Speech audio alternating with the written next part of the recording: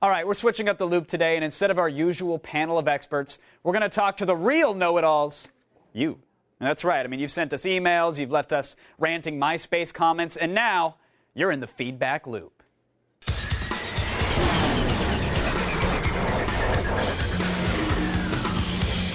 My guests tonight, believe it or not, all real Attack of the Show fans. We managed to find two. Scott from Vegas is here and rocking out to the Loop tunes. I don't blame him. And from Boston, we have Paxton Graham, who's less excited about our music bed. But nonetheless, we're excited to have you, Paxton. Let's get into it. Now, gamers have been foaming at the mouth regarding rumors that Blizzard Entertainment is set to unveil a new installment of their StarCraft series on, well, May 19th is the rumor. But it's not a real-time strategy game. It's another massively multiplayer game. Paxton, another MMO. I mean, can Blizzard repeat the monster success that it had with World of Warcraft? Is that possible? Yeah, see, I wish this had come out first because I was way more into StarCraft when the original Warcraft and StarCraft were out, and I would have loved to play that instead. As it is, I got hooked to Warcraft, and I finally quit a little while ago, so I wish I spent that time being hooked to StarCraft MMO. So you quit the World of Warcraft. Are you going to hop to StarCraft and give that a try now? I don't know. I might try it out in the dark at night. Yeah, you're going to try it out. And you'll be surrounded by wood paneling. We're convinced of that. Scott? I was living in Korea when they have a StarCraft TV channel. So I already know that StarCraft is going to do really well worldwide. I mean, 10 years, it's still a very popular game worldwide. Now an MMO. Sure. But now, Scott, do you think the StarCraft franchise, is that the one that's going to convert maybe some MMO versions out there and steal their $15 a month, or is it playing to the same crowd? Well, first of all, Blizzard is probably going to steal more from their Warcraft people than they are from anybody else. But StarCraft has the advantages. There's no previous space futuristic MMO out there that it's really trying to compete against. Warcraft came out against EverQuest and dominated it. StarCraft has its own playing field wide open. Sure, and I think there's 3 Anarchy Online players that are crying right now that you said that. Paxton, congrats on quitting WoW, by the way. Are you doing okay? Was it a patch, a gum? How did you get off? I'm getting back in shape. I'm getting more work done.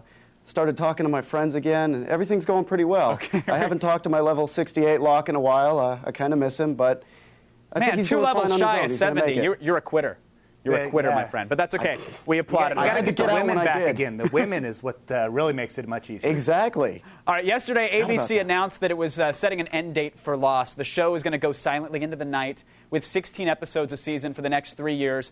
That means it's finally going to end in 2010, believe it or not. Now, Scott, according to our president, who I love dearly, when you set an end date, you're admitting defeat and you're going to embolden the enemy. So do you think that the ABC's right to actually set an end date for the show? Wait, you mean Lost is still on TV? I didn't know. I thought they were just showing reruns because obviously they weren't progressing anything with the story. True. So 3 years, 2 months, whatever they think, I think they have been dead and buried for a long time now. Well, but now that you know that closure's coming, maybe is that a light at the end of the tunnel? Might you tune back in to get some answers? Well, since the writers have been making this up since they went along, I don't see an over-encompassing story that they're trying to aim for anyway.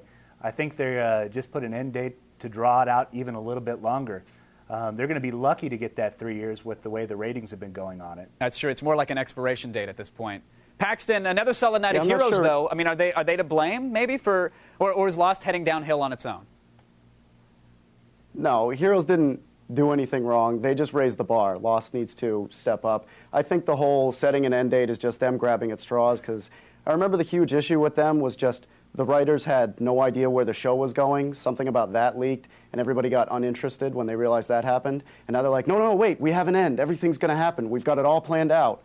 So I'm over it anyway. I don't have a TiVo, and I missed a couple of episodes ago. Yeah, it sounds like your guys' feeling reflect the ratings, so it's understandable. You can't jump back into Lost if you've missed a couple of episodes. So That's true. Exactly. Because who knows what the hell has happened? Yeah, no one knew in the first place when they were watching it religiously. All right, let's get to the tube now, because YouTube's going to do some revenue sharing. I think this is going to be a huge story. It just came out. Now, Scott, the story here is that only the Lonely Girl 15s and the really popular directors on YouTube are going to get any sort of a kickback from the site. Does that have you excited? Is that the right move? Is that a fair move? I think it's just a way for YouTube to try to up the bar a little bit on the people that are submitting things. But the bottom line is, guys like me who are trying to submit things to YouTube, people that are trying to just put their funny clips on, they were doing it for the attention. Mm-hmm. Money is just going to be a side bonus if they can get the viewership up. Yeah, Rever is going to have some bit of that market share for people who want to make money. But the bottom line is, if you love to make videos, if you got something to show and you want the world to see it, money is going to be probably second. Sure, but now a final word to you, Paxton. There are several video sharing sites out there that do offer some sort of revenue sharing. Obviously, there's some people posting videos to there. Do you think this will be the nail in the coffin for them now that YouTube is saying, hey, we're gonna pay out for your work? Well, isn't YouTube doing it some odd way where it's the person who produces the most videos, not the videos that get the most views? Yeah, it's their the most videos prolific that are getting all the directors, if you will. attention?